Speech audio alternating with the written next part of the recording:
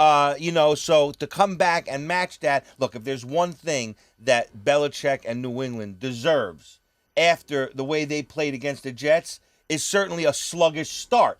So what I'd like to do here, and we talk about it on the show every week with one or two games, I'd like to look at Chicago here in the first half. They're probably plus a half a point or plus a full point in the first half. I think New England gets off to that slow start. I think Chicago's been playing good. Cutler's been playing good. I talked about it last week on when you bet on Cutler when he's playing good like a hot crap shooter. I think they get the halftime lead. I think Belichick comes in at halftime, gives them a fiery halftime speech, gets New England back on track, and they come back and probably get the win. But I think there's a distinct advantage on betting the Bears in the first half. I can certainly see that logic, especially with the Bears. I actually see them here getting 1.5 points today.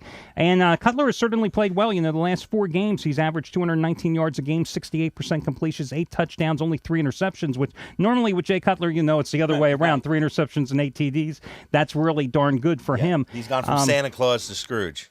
Yeah, and listen, despite we all saw how well the Patriots played. We, of course, benefited from it financially, as did our clients, as it was each of us our biggest plays of the year.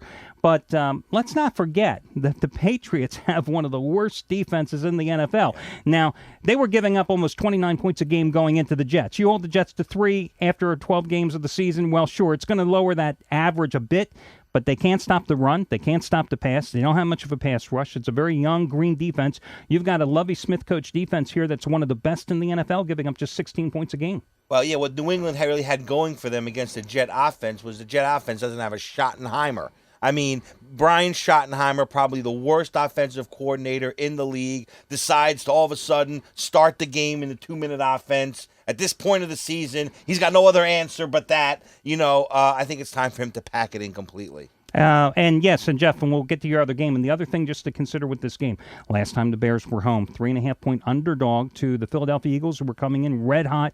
And, they totally dominated the Eagles for 3.5 quarters of that game. The final score was a bit deceiving because it was a close finish, but that was only because the Eagles and Vic had a big fourth quarter in garbage time. They shut down the Eagles' ground game. They put pressure on Michael Vick relentlessly.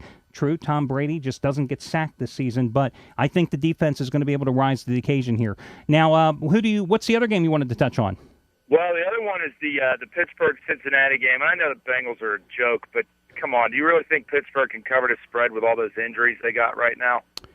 I think Jeff brings up a real good point here. It's a problem here for Pittsburgh. Well, you called out Cincinnati as a fake since week 1, and you've been dead on with your analysis. They come in here. I like Cincinnati's performance last week. Against New Orleans. They showed some heart. They put 30 points up on the board. I think that's a strong performance for them. We know New Orleans doesn't cover. That's not their thing. But coming in here against Pittsburgh, again, with all the weaponry that Cincinnati has on offense, and Palmer and Ocho Cinco and T.O., you got to feel like, there's a chance he can get that meaningless touchdown at the end and slide in the back door. 9 points is way too much to give right now with a Pittsburgh team that's not really gelling on offense. Ben Roethlisberger not really playing well, not playing to the old Ben Roethlisberger that we're used to. And you look at this line and you think back to the Monday night game, okay? At that point, I think the Bengals had lost 4 in a row, and they were a 6-point home dog. Now they've lost 9 in a row against a Pittsburgh team that's coming off an emotionally charged road win in revenge against Baltimore, and they're only getting 9 points here. First game at home, they quickly found themselves in a 10-0 hole because of 2 special team turnovers that led to a field goal and a touchdown. And yet, even though they were down by 20-some points, they rallied. They got the push in most places in Vegas for that particular game, and a 6-point loss. And again, today the line is only 9. So I think the same thing. If I'm going to play this, and I would never put good money on a bad team, and the Bengals qualify as a bad team, I'm with you. I think Cincinnati plus the points is the way to go. They get up for Pittsburgh, because you talked about it earlier. Other than the matchup, they have nothing really to get up about this game for. Yet, when they play Pittsburgh, Cincinnati against Pittsburgh is a huge rivalry for them. Hey, I want to talk about one of the games that no one's inquired yet here, and we'll get to more callers in just a moment. But I think one of the interesting games on the board, it's going to be the Giants in Minnesota. The Giants, as we noted at the beginning of the show, really looked like they were going to start hitting the skids after losing to the Cowboys, after losing to the Giants. A lot of injuries to their wide receiver core with Steve Smith and Hakeem Nicks, yet they managed to rally for the win at home against Jacksonville, a Jacksonville team that had won 3 in a row and 4 of its last 5 in that span. Yep. And then last week, they absolutely dominated the Washington Redskins. And what I like here is I like how Tom Coughlin's gone back to reemphasizing the ground game. Brandon Jacobs had the big game 2 weeks ago against Jacksonville. Last week, he and Amon Bradshaw, I think they combined for like 34 carries, 190-some yards. I like that they're putting the emphasis late in the season, when the weather turns cold, back on the run. But Eli's also playing good ball. But it makes him so much more effective. Absolutely. And it seems like he's finally gelling with this new wide receiver core that he's getting used to. And I think that's a big help, too. Yeah, I think that the Giants go in here and prove why they are New York's best chance for a Super Bowl this year. And it's interesting that the Vikings, though, they have won 4 straight in the series, covered 3 of those 4 over the past 5 years. And, of course, they played tremendous defensively against Eli Manning in those 4 previous games, holding him to 52% completions, coming up with 9 interceptions versus only 2 touchdowns. And, of course, who is the Vikings head coach now? The former defense coordinator, right. Leslie Frazier. And he's still calling the shots on that side of the line of scrimmage as well.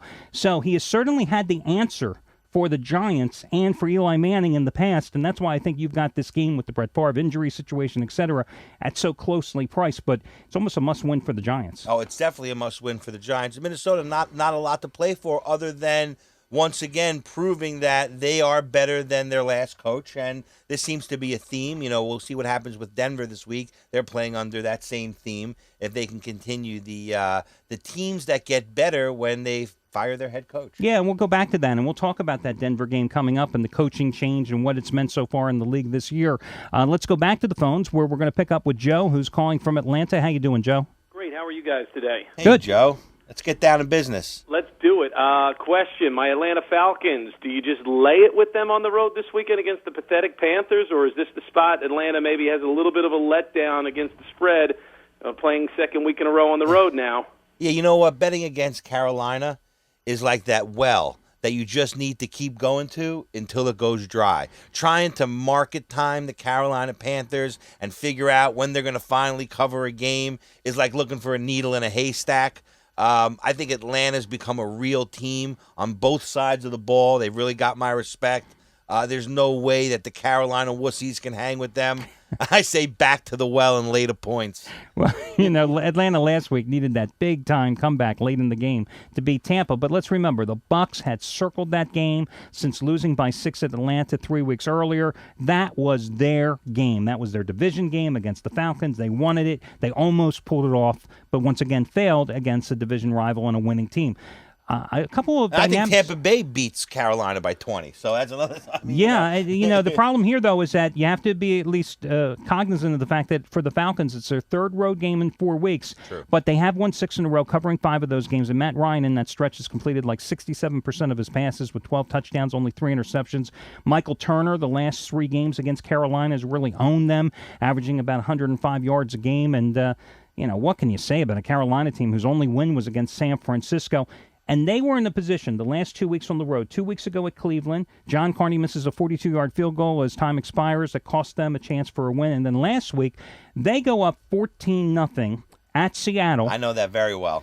And at halftime, they're up by 2 touchdowns, and Seattle then comes out and scores 31 unanswered points and just dominates every aspect of the game. So if you can't deliver there, I don't see how you can deliver here. I'm with you. I don't like the game. I wouldn't personally put my own money on it, but I think you have to lay it with the Falcons against a Carolina team that's 3-8 against the spread this year. Boy, I would have loved to be in the halftime locker room and heard that speech at halftime in Seattle. By Pete Carroll? Yeah. My God, what he must have said to them, because they came out like everyone's job was on the line. Yeah, and listen, one thing that I think that in a matchup perspective that you have to be concerned with in this particular game is that a Seattle team that had been unable to run the ball effectively all season suddenly last week is running wild against Carolina. And I'm thinking, Michael Turner's going to have a big game here, guys.